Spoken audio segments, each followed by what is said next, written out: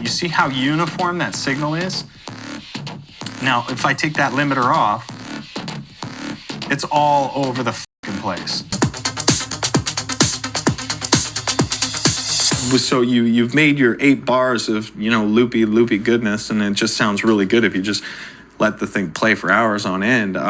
Making it interesting is about minor, sometimes major variations to that same bar, and then, you know, carrying that on and, you know, adding really interesting breaks or, you know, swells and dips, taking out all the percussion in the drums, and then doing something completely different but in the same key as your main theme. That's what kind of keeps something interesting, you know? Arrangement in dance music or in EDM is pretty hard-coded into the intro, breakdown, and then your whole main hook, and then breakdown again. That's like the formula, just like pop has a formula, just like country has a formula.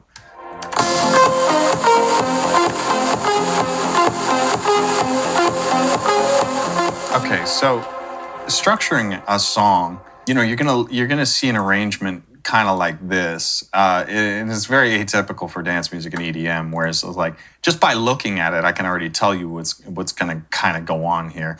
Whereas all the little dots and lines and grids and all the pieces are just elements of the song. So it's like basically, you know, it starts out one way, and then these 2 elements kind of come in over that amount of time, and then it kind of goes up to this thing, and then you have this like this period in this area here where it's kind of a breakdown, or it looks like, because obviously not a whole lot of drums and other stuff coming back, and then after that it comes back.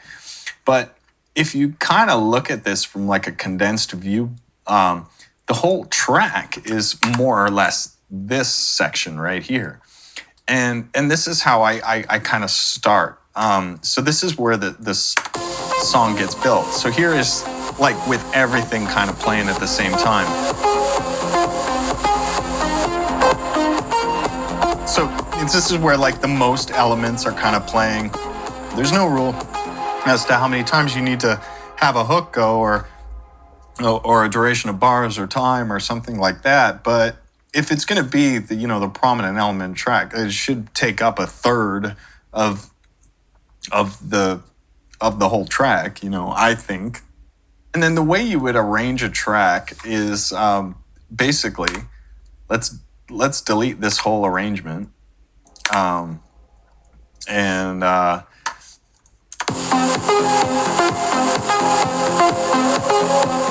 Now let's say I wanted, here's this piece. If I go through and start soloing elements, you know, you can kind of, you know, you kind of hear every individual element of the track. And this track was surprisingly minimal. So there's like a bass there kind of thing, and some voice crap, and there's the lead. And so I guess at that time when I wrote the track, I thought, okay, well, let's just start with that. And then as that goes, we'll kind of let that do its thing for 1 bar. And then we'll bring the kick in, which is that, just collapsed. Oh, but you don't hear it. So then there's the kick. And let's say at that point, bring in the snare, or a hi-hat, rather.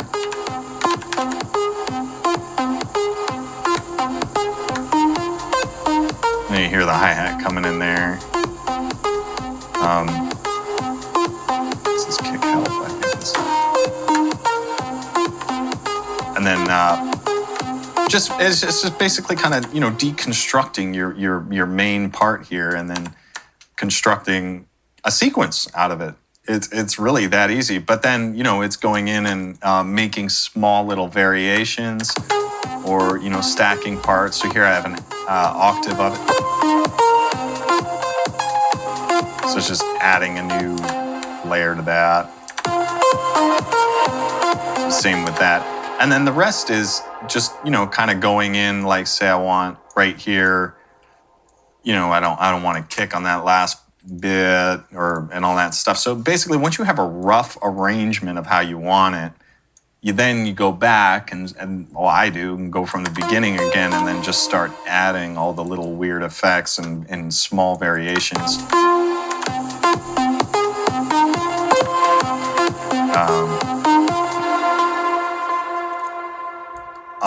You know, I just kind of run through all the little parts of my track. So if I want like just a doubled up kick,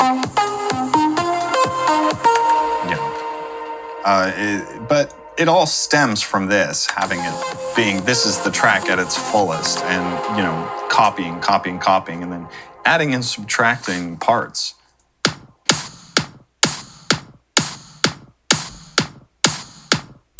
I just know generally from all dance music I've ever heard, it's usually within the 6 to 7 minute mark. And I don't know if that's arbitrary or to the point where a song becomes like, you know, too repetitive in the sense that, yes, we've been hearing the same melody or the same song or the same drum kit for too long. It could be as arbitrary as why we record at 44.1 kilohertz and can only fit 75 minutes on a CD, you know, or it could be psychological, like the attention span is just not fast, you know, can't do for 13 minutes. But I've done, you know, 12, 13-minute long tracks and haven't had, you know, negative feedback. If I felt like it could be pulled out that long, if the parts variated enough. Like Strobe was one of my kind of bigger tracks where it had, like, it was almost 2 tracks in effect, where it started out slow and then turned into a different melodic structure halfway through. So it was 2 5-minute long tracks that I kind of had to seam together somehow, and it turned into one really long track. But because of that change halfway through the track, it must have worked, because it was like, you know, it was like 2 different things to the ear, you know, where one was like a slow lull kind of build-up thing that went on for like about 4 minutes, and then the beat kicks in and all this other riff comes in. So that was okay to do. But, you know, hearing that straight out for, you know, 10 minutes would drive me insane, because I find when I'm playing this stuff live, sometimes I end up cutting a few bars out, because, you know, I'm like up there looking at my watch, like, how long has this song been playing, you know?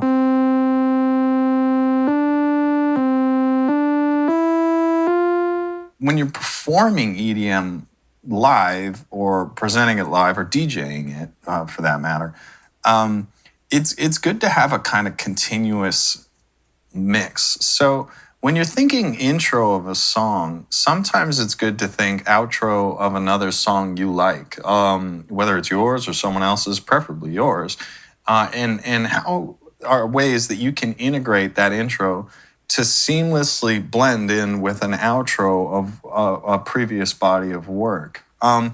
Now, when it comes album time, like, or just creating one-off kind of things, it's not incredibly important, because you know, on most albums, you know, separate songs are separate entities, and that's that. You know, CD stops, and then next track starts, kind of thing. But I like to approach it in the way that, you know, my melody intro is in the same key or correlates with another project that I was working off of. So it's like creating one big long track, and then I could say that big long track is my live show, you know, because the nature of EDM shows is there's no break in the action.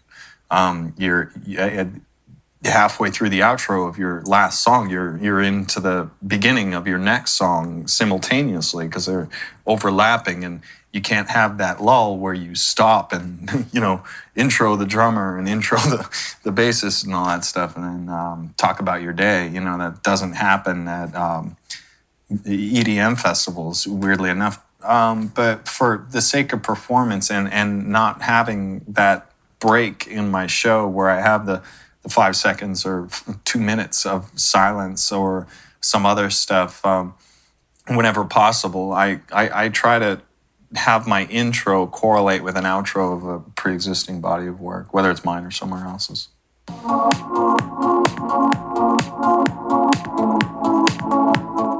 okay, this terminology, the drop. I mean, I can understand its effect, and the way that is, it really reminds me of. Have you ever seen the movie Amadeus? You should really watch that film because it has a lot in parallel to do with popular EDM. I remember a scene in that movie, and we're not even talking electronic music, but it's funny because it so relates. Is that he says, well, at the end of our piece, we have to put a big bang so people know when to clap, and that was a thing. It really was back in that day, and pieces had to be conformed to a certain way to instruct the audience to do something or have some participation or expectation of that music, whereas kind of Mozart was like kind of mocking that in a way, whereas like he would do that as a piss take. But the point is that I understand that you if you have a crescendo, and then at kind of a low mid level sort of thing, and then you have a complete drop off, but then during that short drop off, it's like a roller coaster ride. You're going up and then you go down, and that's the kind of feeling it would invoke out of a listener. So you have this thing, and then just this little snippet of oh, hey, we're going over the hump, and then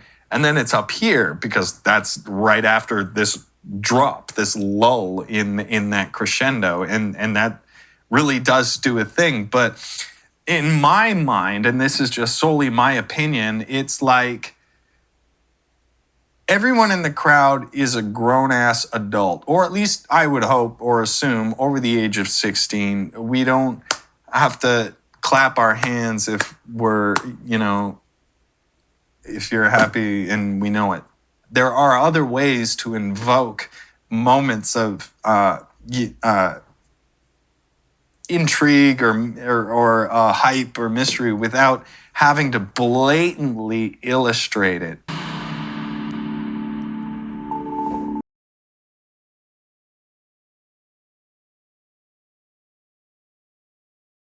Remixing is cool. It's good exercise, because it cuts out a lot of work that that you might be stumped on or something like that. And there's plenty of online collaborative websites, that kind of thing, where an artist will release stems and stuff like that to other artists to use as tools to remix their work, and whether it's for a contest or for fun or whatever. But ultimately it's just a good thing to look at other people's work sometimes and say, oh, well, that's an interesting way of making a drum sound that way, or a certain effect being applied that way. And it can be fun at a time if you can really take what the true meaning of a derivative work is out of what they've done, as opposed to taking what they've already done and then changing just a few things and passing it off as a remix.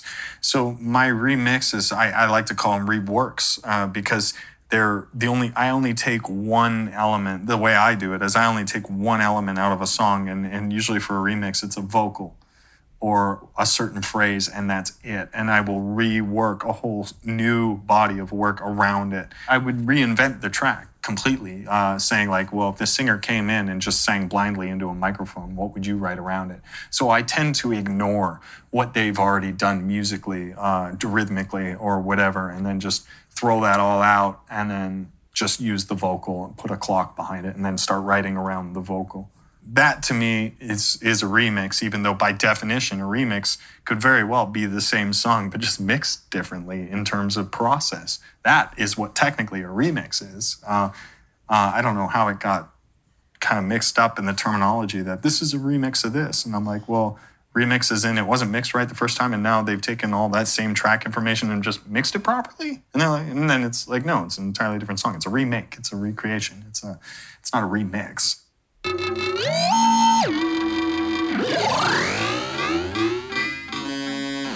There are some tracks that, in my mind, are just so good that, like, really, I don't think that, changing it any other way. But sometimes you're surprised that someone was able to actually take something good and make it better, But it's kind of rare, because sometimes they take something good and then they just kind of do a mediocre version of it, or something lesser than what it was and stuff like that. So when you hear a beautiful piece of work, I don't immediately think, oh, I wish someone would make this better, or I wish someone would rework this in the way that I like it better, so because then that would mean that the music wasn't up to my par. If I hear a shitty track, I say it all the time. God, I wish someone remixed this or did this differently, or, because I've heard a lot of really brilliant ideas being poorly executed, but since they're like, big artists, nobody can take that and do something with it because it's their intellectual property, or no pun intended, you know what I mean? But it's their property. And that sucks. That bums me out. But, I'm not surprised when, people put out beautiful bodies of work that are both, masterful in design and in sound, and then they're like expecting a remix of it. It's like, why? When I do a remix, it's usually commissioned, meaning that I'm in contact with the original artist that did the stuff. So I can ask for specific things, meaning like, hey, just give me the vocals. And that's usually what I do, is say, just give me the vocals and I'll redesign, re-engineer, rewrite, recompose all new melodies to the same vocal, because just because she sings a C doesn't mean I'm restricted to playing a low A, you know what I mean, as a tone. I got to just go up here and there and then design a different chord structure around her same melodic top line. And that's how I go about doing it. So I'm not actually doing anything that I wouldn't normally do when making a whole new track.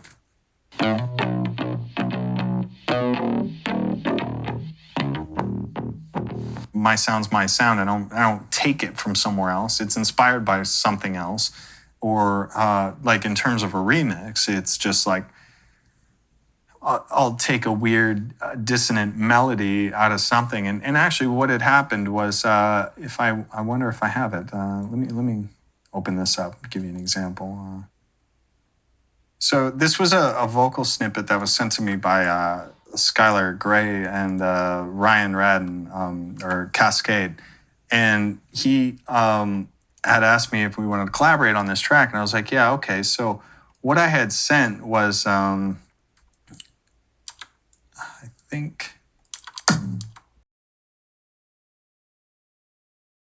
that was after. Right. So I wrote this melody. Let me turn that down. So I wrote this melody and had sent it over to Ryan, and then Skylar came back with a vocal that was like, take my hand. But she never wrote it to that. She wrote it to something completely different.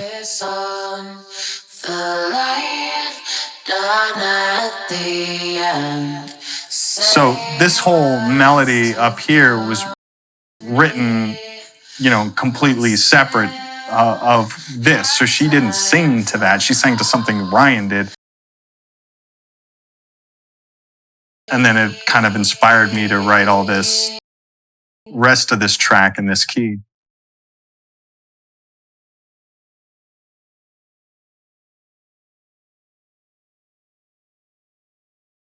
So that was like an interesting case where, and then what had happened was, okay, so I had this track and it was going to be called Beneath With Me and all this stuff. And I don't know, Ryan couldn't get his shit together. Skylar's impossible to get on the phone. So I ended up doing this, which was a beautiful thing because it wasn't, because I had to delete a fucking perfectly placed vocal, but this is no longer a remix. It's an original track. So I won, you know what I mean? Because it's like, well, sorry you guys couldn't get your shit together, but if I just do that, strike the vocal, none of this you own, and it's mine. So we don't have to go through all this bullshit just so I can get something out, while not waiting on your ass, to get something done. So that's like one of the things I like about remixes, is that in the legal sense, they don't work out, or the guy's being a dick, or somebody jump ship halfway through the deal. You're like, okay, cool, whatever, it's my track, so it's a rework, and then when you're playing it live, well, the rules don't apply, so you can throw the vocal back in if you want, and then they're just like, because it's a performance, well, you might have to pay a little royalty here, but they don't own it. They don't own the publishing. They don't own the masters. So that's the one sneaky little trick I do that I think a lot of people are going to start doing.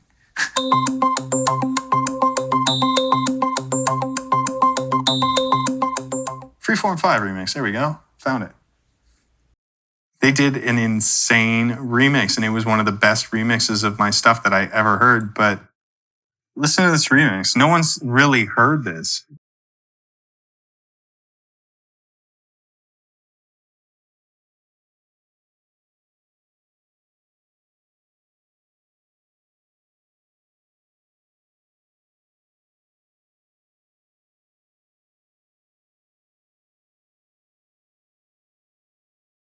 This is what I would look for in a remix, you know, something that's not the same song with a big room beat or a couple of big synths. This is a proper rework.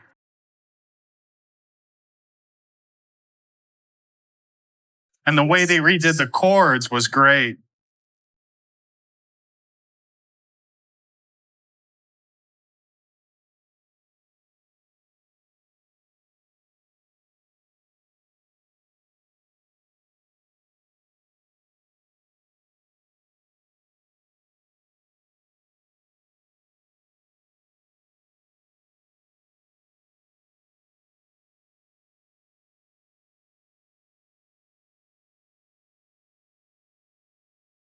It's the same chord structure. It's the same song. It's the same lyric. It's just arranged differently, affected. Like it's a whole new track out of that. It's a complete derivative work.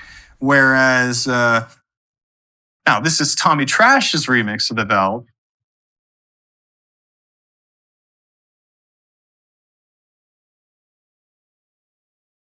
It's the same note order. It's the same thing. It's just done with a grindier synth. And, you know, one really unattractive thing about this track. Now, this was 6-7 years ago, and Tommy has learned a lot since then, but I don't have the volume turned up that much, but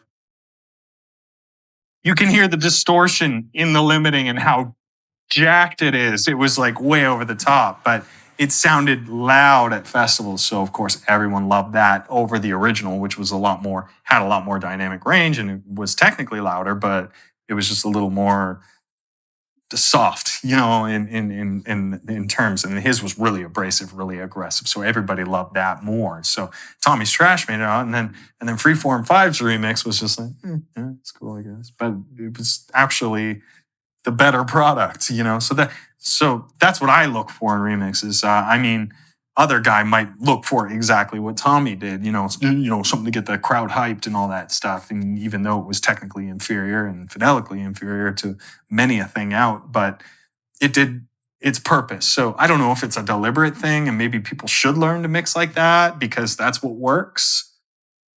Hey, ball's in your court, man. I'm not going to tell you what to do. I'm just going to tell you how it works, you know.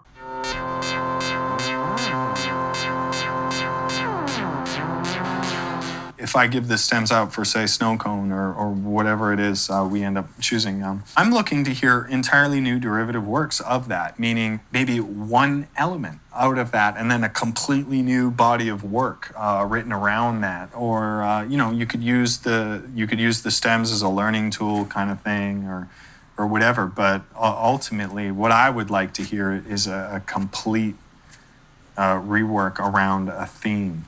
That's featured in the track, as opposed to just a replacement of the drum loop, but everything else stays perfectly the same. So I think I have 3 or 4 synths basically playing the bass stuff, and then what is happening is all these bass notes and synths are going into this channel. So what I'm doing is because I had these 2 different sounds, and they're both producing, and they sound limited right there. Well, there's actually 2 things going on. One is limiter, then some bass enhancement, and then an LFO tool, which is what a compressor does, basically. So the limiter, if I take the LFO tool off, you're going to hear the limiter going. But if I take the limiter off, you know, it's a little unbalanced between the 2 synths. So that first note is way louder and the other one's a little more quieter. So what's happening is it's knocking down the louder one and it's bringing up or allowing more breathing room for the quieter one. So it's making a very unified signal. So if you actually see it on a VU meter, I'll use another limiter that displays it, but I won't put any limiting on it, and you'll actually see the difference. Okay, cool, good enough. So there's no, this plugin isn't doing anything, but you see how uniform that signal is? Now, if I take that limiter off, it's all over the fucking place. So, you know, you can't really have that when you're trying to mix it all, but so what a limiter does is it limits the signal to that dB, which is -11, which is exactly where it needs to be, and it pins everything at that frequency, which is a very consistent bass sound, which is what I want. Now, what the LFO tool is going to do, so now if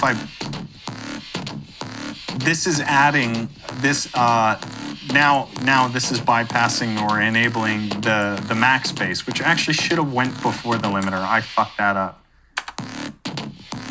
I should have done that, actually.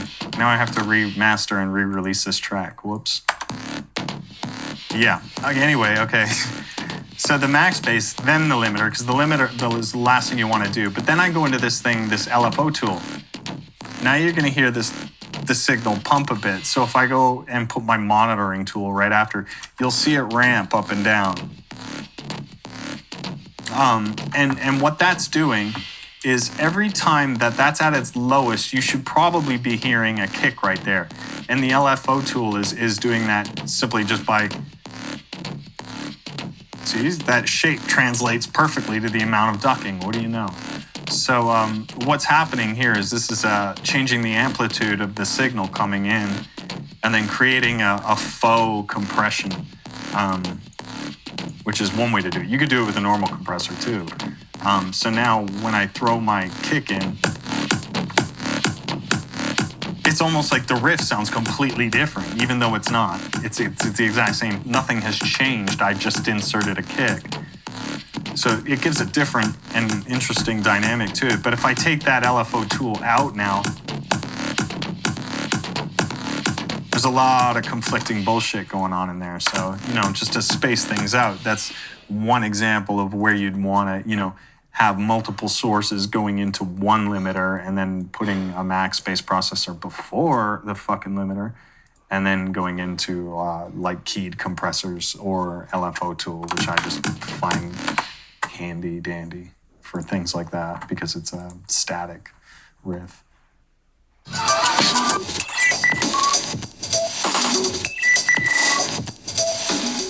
LFO tool is just a cheeky way to get away with side chaining without a key input because it's just using an LFO, a low frequency oscillation, which just means it's going to cycle every beat and it's going to duck at those points. So as I adjust that gap, that's the gap where we don't want to hear the audio as much, and then this would be the attack time. Yeah. So this is just this does exactly what a compressor does, except with no key input, and it doesn't use any FFT or it's not looking at any audio signal. It's just saying, I want the volume to pump in and out, which for dance music and shit like that is absolutely totally better than using a compressor, because compressors traditionally work off of like, okay, so you want to compress a bass guitar against a guy like an actual kick drum. Well, every time he hits that kick drum sound is going to be different. Even if it's the same fucking drum, every time he hits it, the acoustic properties of a drum will not produce the same kick that a sampler in a computer will. A sampler will do a one-to-one copy of exactly down to the millisample, like the little samples, like everything will be a one-to-one perfect digital copy, whereas a kick drum isn't. So if you're using an acoustic type, you know, kick, or like from a kick drum or thudding on a desk or anything like that, that's when you'd want to use a compressor like, a hardware compressor or a RMS peak compressor, because those kicks changes. So the values sometimes change on the input, and then the trigger gets triggered differently at higher levels or lower levels of velocity of the hit. So that's how compressors even came to be, and that's what they were designed to do, because I'm sure whoever invented the compressor for the use of audio did not foresee the drummer being able to hit the drum in such a way that it sounded like identical every time he did it. So they had to account for, look ahead and peak detection and RMS and all that stuff. So that's what these are all modeled after, and that's what they're for. So I don't understand that these dance guys are using them and saying, yeah, this compressor, it's like, it's way better than the other one. But look, dude, it's doing the exact same thing every time that drum hits because of the signal going into it. So using a Neve compressor or using a real SSL G-series compressor on a dance music kick makes no fucking sense whatsoever. You can do it, but why? Just use an LFO shaper or something like that for that end, because this will actually be more precise, because this does sample accurately everything the exact same way every time it hits, as opposed to, looking for peak detection and all that stuff when it only needs one drum hit.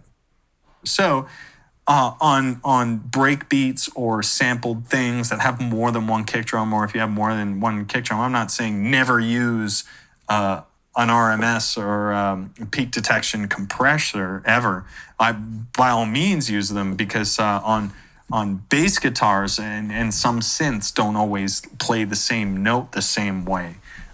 So that's when those things come into effect. But when you're talking about, using a side chain for a compressor, that's when it gets a little awkward for dance music.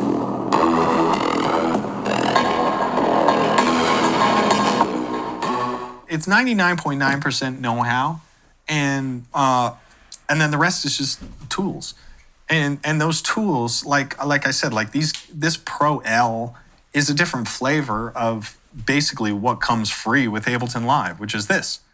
Of course, it's better quality. It has intersample peaking and all these little extra doodads. You know what I mean? It's like the F20 versus the 488. You know what I mean?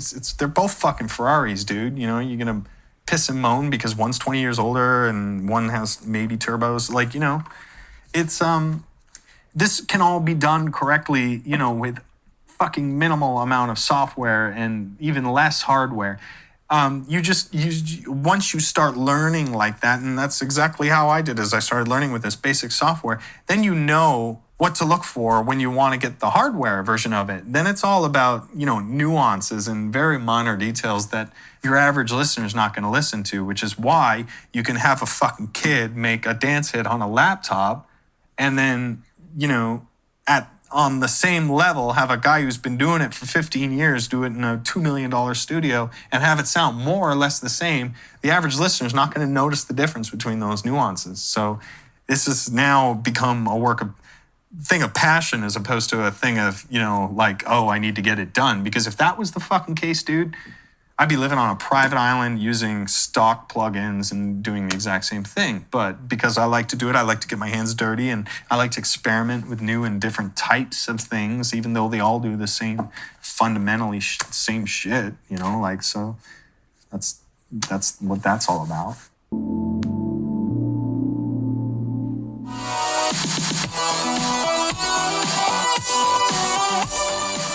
I like mastering my own music because it's just another thing I can do that I can say was mine, as opposed to doing a piece of shit thing that kind of sounded all right and it was musically all there and the mix wasn't quite, but thank God for this other dude, because if it wasn't for this other dude, this album wouldn't sound the way it is. But with EDM, because it's such a solo act for me, it's like I like that even though I may be doing it wrong or it's not coming out, as good as it could if I gave it to Mutt and Lang, that's cool too. But hey, it's mine, you know what I mean? And if it's deems, when I found out that, the first time I ever did a piece of music and they played it on the radio and nobody fucking said, God, that sounds terrible in context of mix.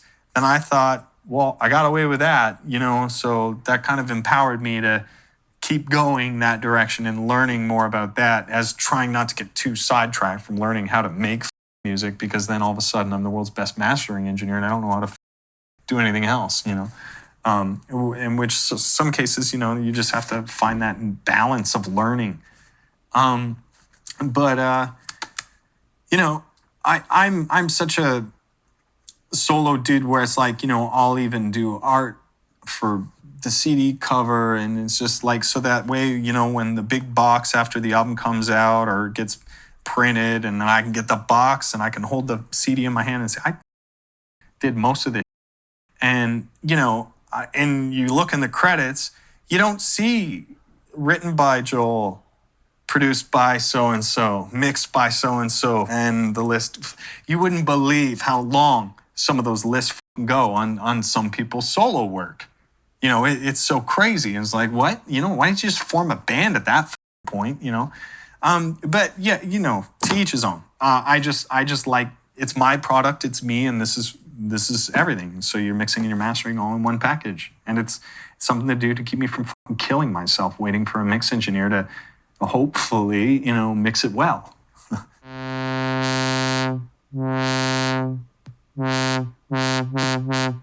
The only thing you're really bringing out when you're mastering is just some volume gain, some dynamics change in dynamics, change in overall gain, and a bit of EQ tweaking. That's really all mastering is. And my kind of rule is make it sound as good as you possibly can before even touching this stuff, while making sure you have enough headroom to do what you got to do.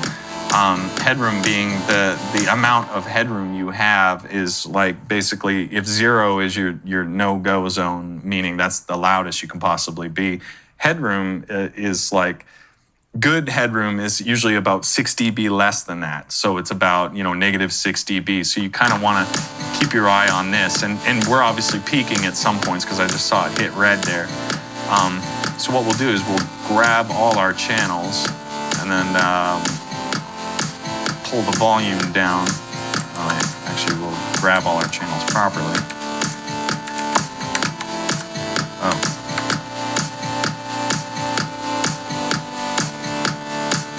Okay, so now you can see I've got infinite headroom there, because now I'm going to turn it up slowly till about, that looks about right. It doesn't have to be exactly -6, but just so you have enough headroom to do the things you need to do on your master chain, which is like, you know, basically limit.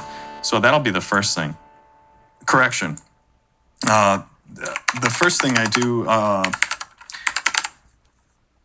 is strip out anything below 30 hertz, because that's you know, 30 hertz is really low, and I mean, you're not going to hear 30 hertz anywhere. Maybe at the craziest festival rig or something like 30 hertz is more like you start to feel that, and only barely. So I tend to cut, you know, below 30 hertz all the time, just in case that some of these samples or digital synths are outputting, you know, peaks at, you know, below 30 hertz or something like that, causing a limiter at the end to, you know, kind of spike out or use that frequency as, you know, a something to duck when you don't necessarily want that. So I just cut it out entirely.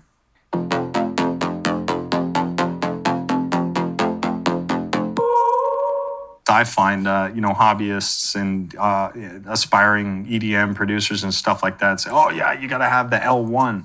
Well, it's a limiter. That's all it is. You know, you put the L1 at the end of your,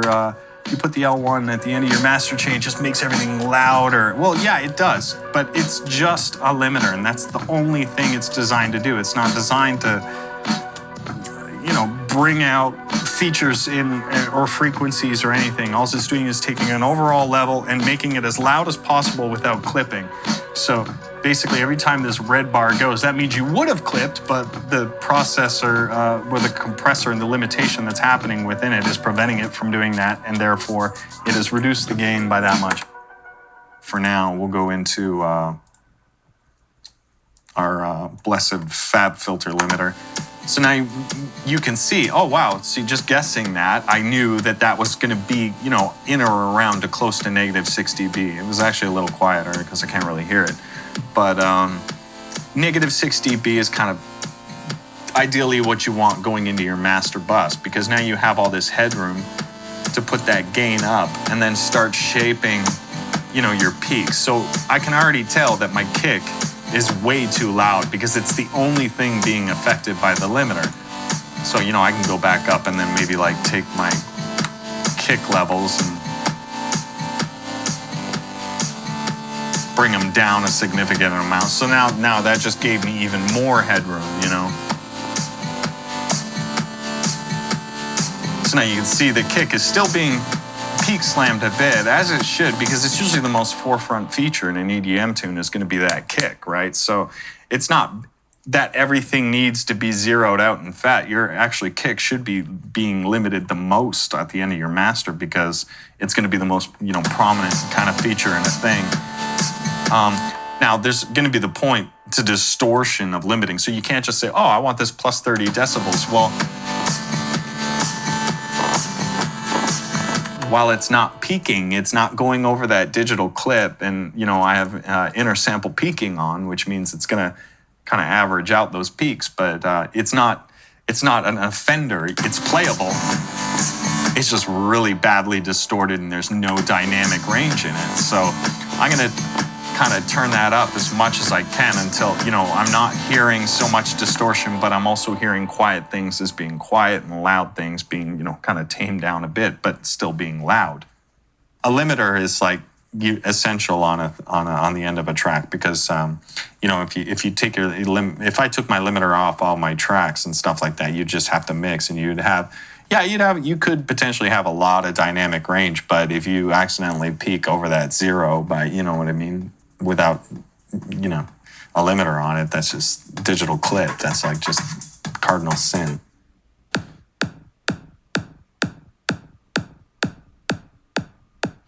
A lot of things that I do here, you know, kind of thrown around amateur hour production week for EDM is like, yo, hey, I need what's your master chain? I'm like, I can give it to you, but it's not going to do you any good. There's no magical process that you can do to the end of a track that's just going to make your whole track sound good. And that's a huge misconception. It's like people like, oh, I've got this track, but if I knew what to put on the end of it. No, it's not what you put on the end of it, actually. It's what you put on all that shit before you go to the end of it. So it's like this changes every track. This is just for this particular one. I didn't necessarily need a multi-band compressor, so I didn't put it in there. Oh, actually I did. I got one right here, but it's just a 3-band. But you know, it just calls for certain things. I didn't need a whole, you know, linear EQ with this and that notched out or whatever. There were really no offending frequencies going in the first place. So, you know, I didn't really need to tweak any of that shit. But that's all like engineering stuff that you're just going to pick up on your own or, you know, read around like. But, you know, again, of course, you know, what do you know? The last thing in my chain is a limiter. You know, that's just going to ultimately drive and crunch the hell out of this track, because this track's really drivey and kind of crunchy in the parts where, you know, the lead wasn't, like say here. So you're getting that really drive, over compressed kind of thing, and that's just, you know, a style. It's not necessarily, oh, you have to do this, because if I don't, you know, it's just going to be a little like, if I very subtle limiting, it's just not giving the track the same amount of bite that I wanted. So, you know, the flavors of your master chain change.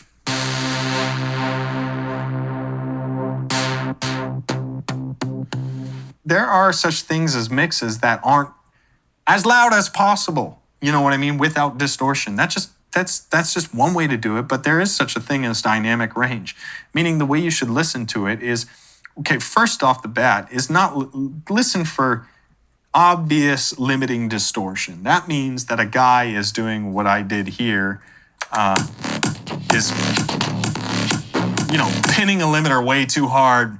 It's like, dude, there is such thing as a volume knob, and you can just turn that up instead of turning your mix up, you know. And there's actually, you guys can Google this, there's like been loudness war going on for the last 20 years, and it's exactly this, you know, like, how loud can we get this fucking TV commercial to come out without distorting, but being louder than the other guy's shit? And that's just limiting. There's a funny anecdote that I had with a good buddy of mine who was a dubstep DJ, believe it or not.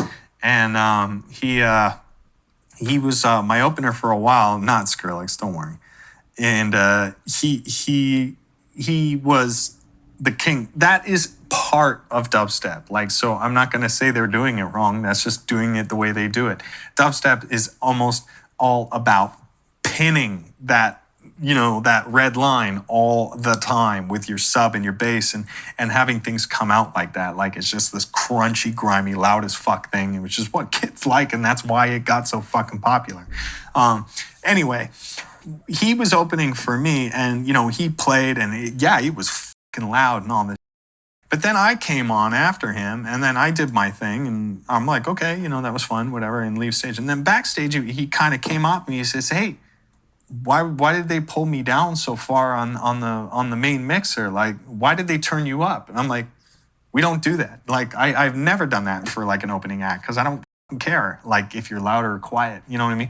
But there's actually a thing that kind of happens sometimes when multiple bands play the same venue is, you know, the headline band gets an extra 4 dB or something like that. That still happens to this day, especially rock concerts, you know, when you got the Anthrax, all right, okay, and AC/DC, and then they ride them up a bit in volume. So obviously Jeff thought I was like kind of doing some of that, right? And I was like, no, dude, they actually put you up. And what had happened is I explained it to him. I said, okay, well, look, here's what's happening. Is your music is like a big, meaty sausage in this thing, okay? Which is fine, it's great. That's the style, I understand. But what happens is you're taking this already limited stuff, you're hitting another limiter, like, because they're not just going to take your direct output and go out to big speakers and powered amplifiers, because you blow those, show's over. So what they do is they go to an FOH. Your sound goes to an front of house mixer, and the front of house guy, just, you're the mix engineer, just kind of, you know, monitors his 2 channels, and then goes into another limiter, which is a safety, so they don't blow $500,000 worth of speakers, and it gets limited again. Now, he couldn't turn it up, because if he were to turn that up even more, it would be clipping and it would just be useless, and you'd hear distorted and crappy and all the time. But of course, then when I go on, I knew my stuff had a lot of breathing room, meaning, yeah, I was hitting some zero peaks a lot, but not constantly. And my quiet stuff was kind of a little bit, you know, not even close to peak. And loud stuff was loud, quiet stuff was quiet. And that gives that limiter a whole lot more breathing room for them to actually physically turn up the volume of the amps. So the amps, there's loudness, and then there's perceived loudness. And what you're doing when you fucking do that is called perceived loudness. It's not actual loudness, because that, no matter how hard I crank that volume actually isn't changing. It's being perceived as changing.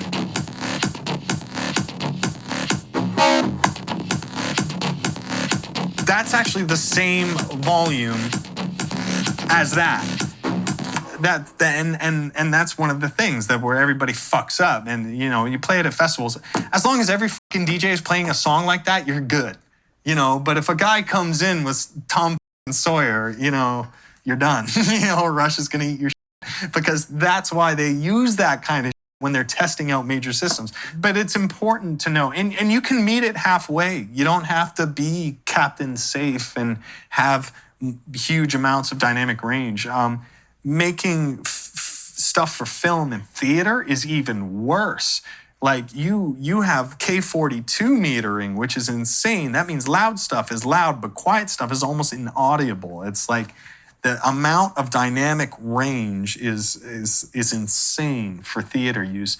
That's why a lot of popular music and dubstep and trap or hip hop and all that stuff doesn't translate well in a soundtrack in a movie.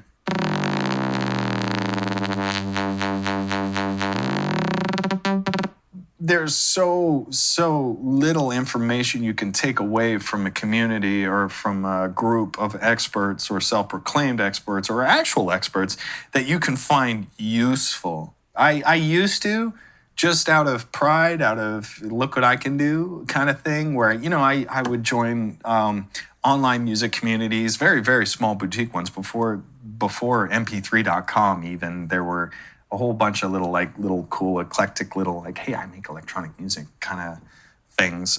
And then I never really had peers at my time of learning to create electronic music. So there was no dick contest to be had, unfortunately. But now there is, you know what I mean? Now, it's huge. It's massive. It's rampant. It's like the biggest. It's bigger than the NFL, the NHL, and the NBA combined, with all the kids making music these days and then uploading on SoundCloud and then even on top tier ends where, hey, we're all making millions of dollars, but let's still have a fight over who sounds like and who doesn't. Like, that is way out of control. But I don't proof test my stuff. I don't care. I just write the way I want to write it. I don't take advice. I don't, you know what? Because I do produce live. I produce in front of, thousands of people on a live stream where it's like, where I'm making or breaking ideas on the fly, not saying, here's my finished product, check it out.